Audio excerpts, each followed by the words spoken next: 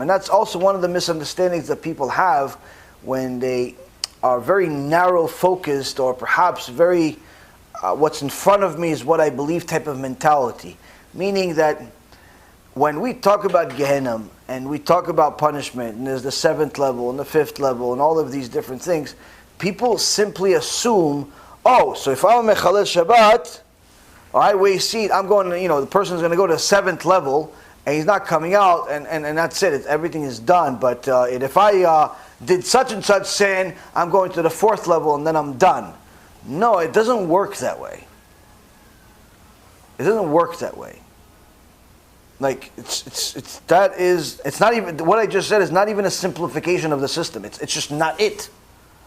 A person literally has to understand that 7th level of Gehenom description, or the 4th level description, that whatever we said in that Shiur or any other Shiur that we discussed, that's just for one sin.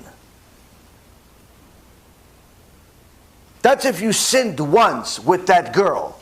That's if you sinned once with that hamburger. That's if you just sinned once with that one thing. That's just one thing. It's not like your whole life and they're just going to stick you in the 4th level. And that's it, you're finished. No.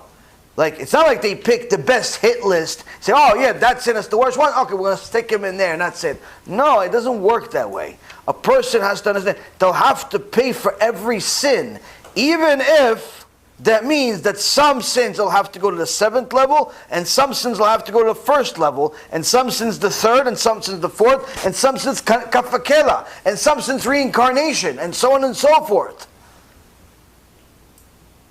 Like, everything has to be paid for one way or the other.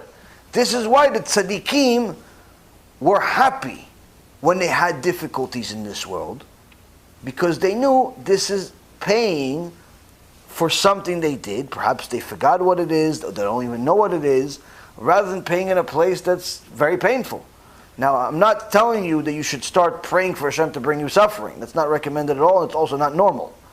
But the reality is that you have to understand that this is not, I don't have an agenda to scare you. I don't have any benefit whatsoever in scaring you.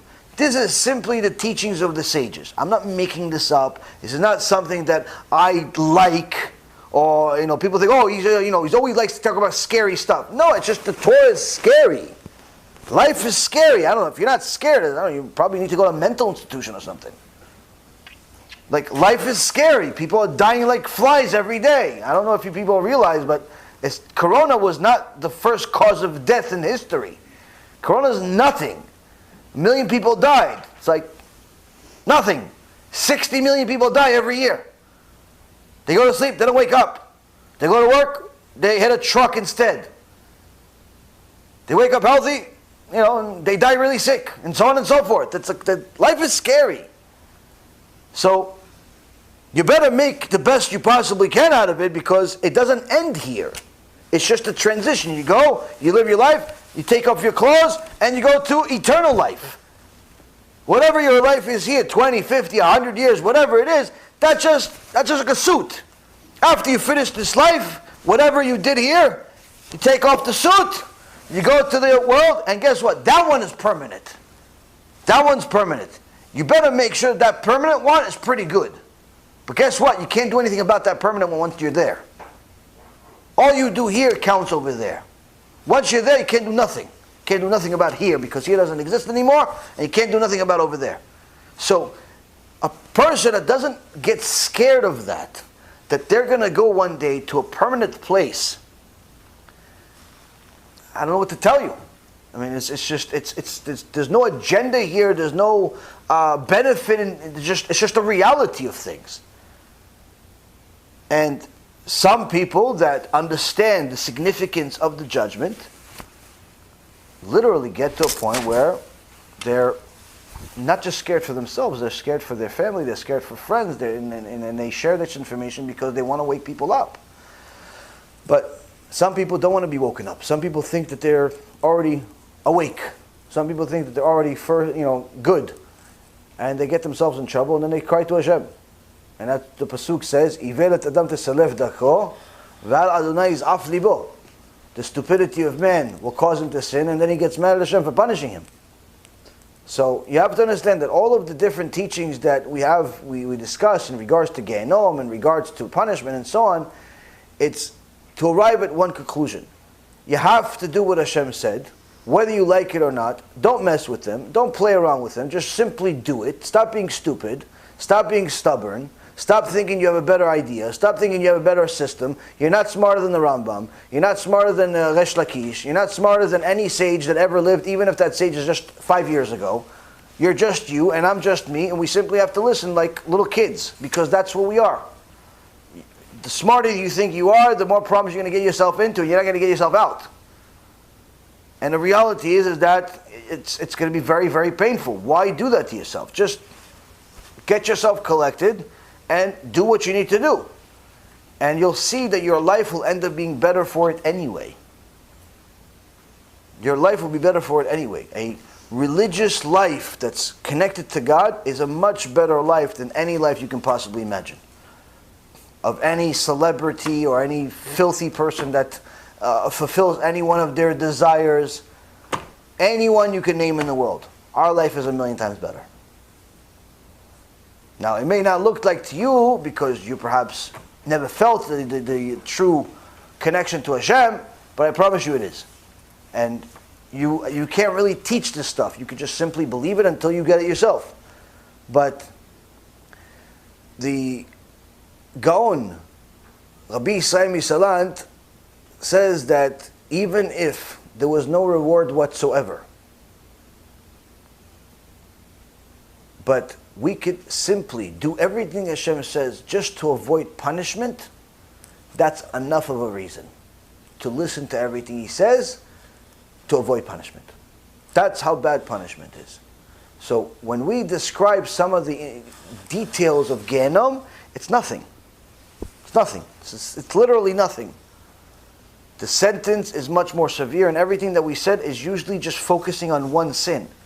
None of us have one sin. None of us have one sin. Everybody has more than one. You had a thought against God more than once. You ate something that you weren't so sure if it's kosher. You said something that wasn't so kosher. You did something that wasn't so kosher. Okay. Within a half a second, we just discovered you have all of us. So that first, second, third, fourth, fifth chamber, all these different things, it's just one sin. That's why you got to do everything possible to do complete Shuva. Why? Because if you do complete Shuva, it could literally turn your sins into mitzvot. Into mitzvot. You avoid Gehenom altogether. Gemara Masechet Yoma, page 86, says the person that does Tshuva me'ava gets to a point where he's turning all of his sins to mitzvot. Obviously, this is not an easy Tshuva, but it has to start somewhere. You have to start somewhere. Don't play around. And if a person is serious about Torah, serious about praying, serious about learning, serious about everything, you'll be fine. You'll be all fine. You'll be the best in class in Gan Eden. But you continue being a smart mouth. You continue being one of these people that thinks you know everything. Like some of these people that have YouTube channels, and some of these people that think that they can make new rules and go against the sages and so on. You got, you'll have a surprise coming to you. B'Shem Hashem Na'aseh v'Natzliach, we're very excited to offer you the new Be'ezrat Hashem app 3.0. It's a newer, faster app full of Torah, lots of Kedusha by the Shiurim that we do, myself, Rav Ephraim, Rav Chaim, where you'll have also newer features where you're able to use the app while you're using other applications on your phone. You'll be able to share the lectures directly from the app. You'll be able to donate online and support our Cube and our Torah work that we're doing. And the most exciting feature is that you'll be able to actually ask questions directly on the app and get answers from the rabbis directly from the app. This is something unprecedented, and Baruch Hashem will be able to offer it. Thank you again for all of your support. Check it out. Make sure you have the kosher Torah that will re-energize your neshama each and every single day. Kol tu b'chava tzlacha.